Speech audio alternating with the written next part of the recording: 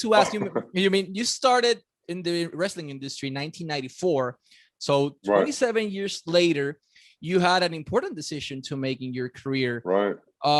You left the other side of the fence, and now you had a world of possibilities, and All Elite Wrestling was your immediate choice. I mean, why choosing AEW over any other pro wrestling company or Hollywood project? Because as I mentioned in Spanish, you've acted Hollywood, in 50 other projects.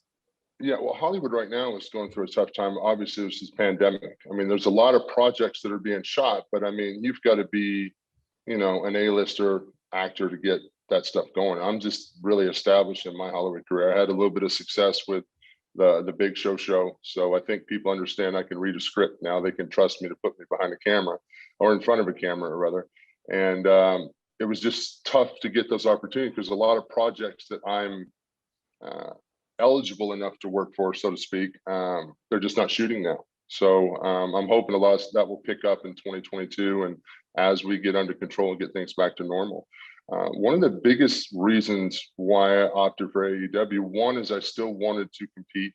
That was a little bit of the frustration that I've had in the past couple of years. I mean, I had an amazing career at WWE. I have nothing at all to complain about other than, like everything in life, they move on. They're thinking about the generations and the future generations, and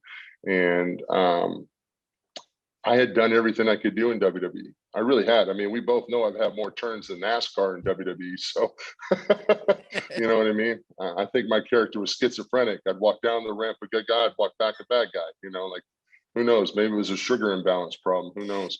But I had some friends working there. Chris Jericho's there.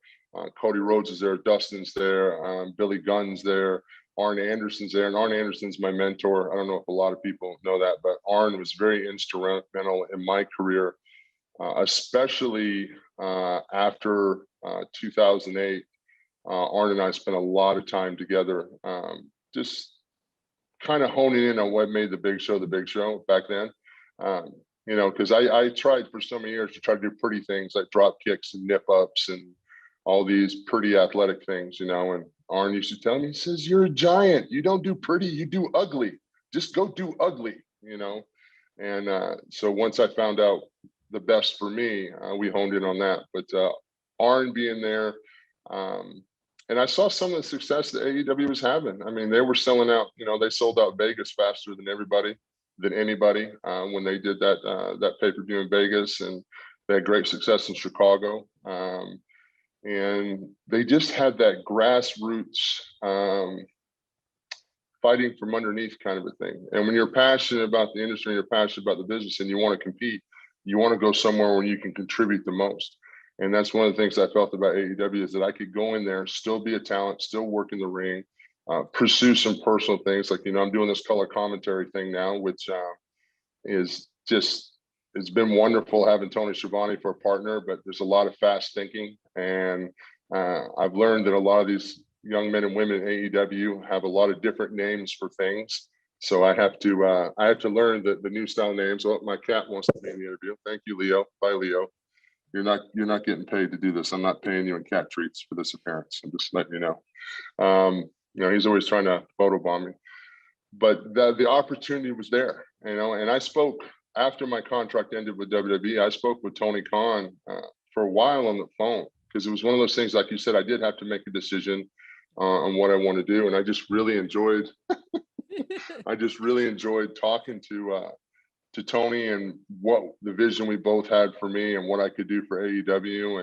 And it just really, at my age and everything that I've been through, it's nice to be able to go someplace and take all that experience and all that knowledge and put it to work, and also pass it along. Because that's what you want to do. I can make the most impact there, helping the young talent in AEW, and help a lot of their bigger guys understand who they are. And it's not necessarily doing it my way. That's not the thing. Professional wrestling is an art form. You have to find out what works for you. But there are certain ways of learning to discover yourself that are universal, that I think I can help with a lot of people. Leo's just killing me, man. He's just all, you like the camera, don't you? You're killing me. Yeah, okay. Anyway, I guess he's kind of hang out here. So we had the opportunity of having Leo as well with Paul. Yeah, we have Leo, the El Gato. See, that's what you are. You're an el gato. You're the cat. Y la pregunta de los 60,000 chavitos, como decimos acá en Puerto Rico, ¿por qué Paul Wight selecciona AEW? Más de 50 películas en su récord. ¿Por qué no se fue a Hollywood? Sencillo. Hollywood en aquel momento y todavía por la pandemia pues, está en un proceso difícil. Hay proyectos, pero no hay tantos proyectos. Tienes que ser un A-lister. Y ahora es que están confiando en Paul Wight después del Big Show, que era su show en Netflix, para poder soltarle un libreto y como que este tipo sí sabe actuar. Entonces la gente confía en él, pero para los proyectos que él es elegible por su tamaño, por su estilo y por todo, pues todavía no están filmando. Pero él es una leyenda en la industria. Él espera, y nos dijo acá en exclusiva, que para el 2022 todo debe estar más a la normalidad y podemos para el 2022 posiblemente ver a Paul Wight nuevamente en el cine o en la televisión, sea Netflix, sea algún proyecto. Dice que tuvo una carrera increíble con WWE. Les agradece. Sumamente agradecido con la empresa por la oportunidad. Pero como todo, pues WWE tuvo que moverse y actualizar, vamos a decirlo de esa manera, puso talento más joven y darle la oportunidad a todo. Dijo que en el punto que dijo que todo lo que pudo hacer lo hizo en WWE, todos los logros que pudo concretar. Dijo que tuvo más cambios que NASCAR o más turns que NASCAR y se vaciló su personaje diciendo que era esquizofrénico, que un día se bajaba rudo y regresaba técnico porque sí. Eso es de manera de vacilárselo. Porque AEW sobre cualquier otra empresa, esa es la pregunta. Cody Rhodes estaba ahí, Billy Gunn estaba ahí, Arn Anderson, quien fue parte instrumental en su carrera, estaba ahí de igual manera. Son personas que aprecia. Arn Anderson, de hecho, fue la persona que le dijo, ok, tú eres un gigante, ¿para qué tú vas a hacer cosas bonitas? Haz cosas feas, vamos. Y como que le dio un poco de la psicología que él conoce hoy día. Vio el éxito que tuvo AEW en eventos como el Double or Nothing, como el All In en respectivamente Las Vegas y Chicago. Y entonces vio que tenían esa base, esos cimientos de la industria de la lucha libre bastante a lo old school en muchas cosas. Y ahí entonces dice como que esta gente está teniendo éxito, vio el éxito que tenían. Vamos a intentarlo. Habló con Tony Khan por horas en esa primera intervención, explicó lo que él podía aportar, Tony Khan le dio que es lo que él quería de él, y una cosa llegó a otra, firma con AEW y ahí tiene el reto de enfrentarse a ser comentarista por primera vez en su carrera, ahora en AEW Dark Elevation, lunes por la noche, 7 de la noche, hora del este, en YouTube, junto con Tony Schiavone. Habla muy bien de Tony Schiavone, ama trabajar con él. Entonces deja la puerta abierta que también pueda trabajar como luchador en All Elite Wrestling, que es algo que él quiere, no quiere retirarse. Entonces habló de lo de Tony Khan. Dice que quiere ayudar a los luchadores grandes, que eso es algo que hace mucha falta en AEW. Pues tipos como Brian Cage, tú ves tipos como Luchasaurus, como el mismo Eddie Kingston, y hay veces que los ves como sin la dirección correcta. Eddie Kingston es otra cosa, demasiado, el micrófono, todo, pero los otros dos muchachos específicamente, como que Lance Archer, y él quiere ayudar a esos muchachos grandes, a esos big men, a crear un estilo, a descubrir quiénes son, no bajo su perspectiva como luchador, sino la industria es un arte, como él dice, y quiere ayudarles a poder alcanzar el próximo nivel como big man, y su propósito como veterano es ese, si quiere subirse al cuadrilátero, enfrentarse a retos nuevos, pero específicamente ayudar al talento joven. Yeah. And I wanted to ask you regarding the creative process, the backstage scene in Right. AEW. So compared to everyone you've been before, Right. what's different from Tony Khan, from the EVPs, from the creative part, compared to the There's rest of no the companies? writers. There's no writers. Really? No There's writer, not a single. no promo writers, no anything. No. For 26 years, I've had everybody write everything that I was going to say. I'm a giant. I'm 500 pounds. I'm like, I know how big I am. Like, it felt awkward because I never got to really express myself as because I have a quick wit. At least I think I do. And, that was always kind of shoved in a can because this is the image that this company wanted you to portray. And this is the image that you had to be. It's funny, my first night on TV, and I laugh about this, but the first night I went out, I talked with Tony Schiavone, and I said the wrong name of the paper. I said Evolution instead of Revolution because there was Elevation, there's Revolution, there's all these different names that are new brand names for shows and pay-per-views that I'm not used to. And I said Evolution, and nobody said a word. Everybody thanked me for what I did, said it was a great response. And I didn't figure out I'd said the wrong name till the next day.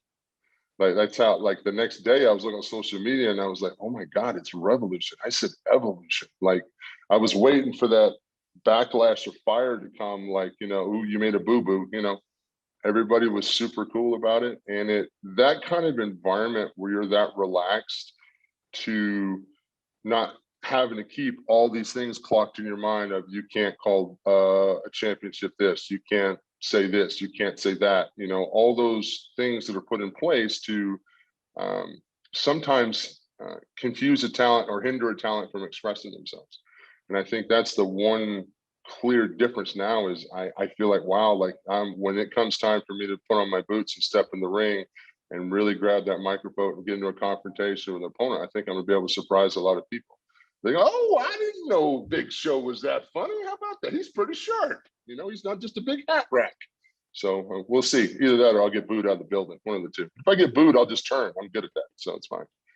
Yeah, you're used to it. I want to say something in Spanish before we go to the last question. Sure. AEW Dark Elevation todos los lunes a las 7 de la noche por el canal de YouTube de All Elite Wrestling. AEW Dark los martes a las 7 de la noche hora del este por el canal de YouTube de All Elite Wrestling y los miércoles AEW Dynamite 8 de la noche hora del este por TNT o Fight TV dependiendo de si eres público internacional.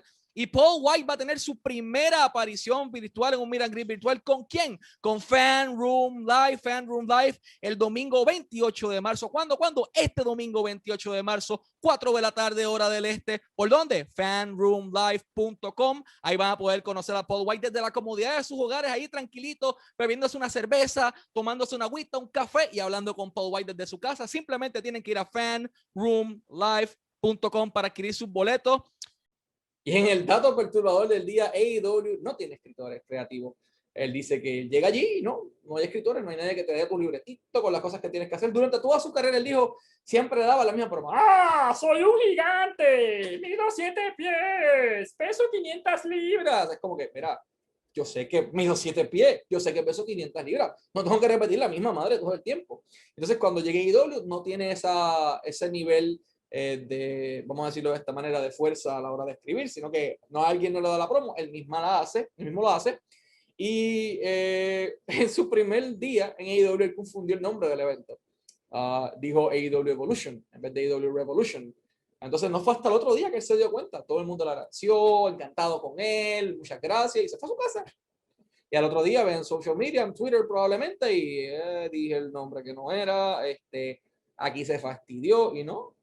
Súper amable, no hubo problema, no hubo beef, lo trataron muy bien, muy agradecido. Y trabaja en un ambiente sin presión, trabaja en un ambiente sin estrés, les gusta lo que hacen y simplemente está encantado de pertenecer a AEW. Nadie le dijo nada, simplemente le agradecieron. Nadie le regañó. La diferencia principal es que cuando le toque amarrarse las botas, o sea, nuevamente deja claro que va a luchar en AEW, cuando le toque amarrarse las botas y agarre un micrófono para poder hablar, él va a sorprender a todo el mundo. Porque yo no sabía que Big Show podía ser tan gracioso o Paul Wight podía ser tan gracioso. Yo no sabía que él podía decir esto y otro. Tiene personalidad, es un tipo que ha estado en cine y su meta es esa, cuando agarra un micrófono, que se amarre las botas para hacer su primera promo como luchador, sorprender al mundo. Eso o la abuchean drásticamente como él dice. Y en el caso de que lo abucheen, dicho por él mismo, me viro rudo otra vez y eso yo lo he hecho toda mi carrera. Y simplemente bromeó con eso nuevamente. Tuvimos el cameo de Leo, su gatito por ahí en varias ocasiones con nosotros, así que ya saben, Fan Room Live, 28 de marzo, este domingo, 4 de la tarde, hora del este, fanroomlive.com para boletos.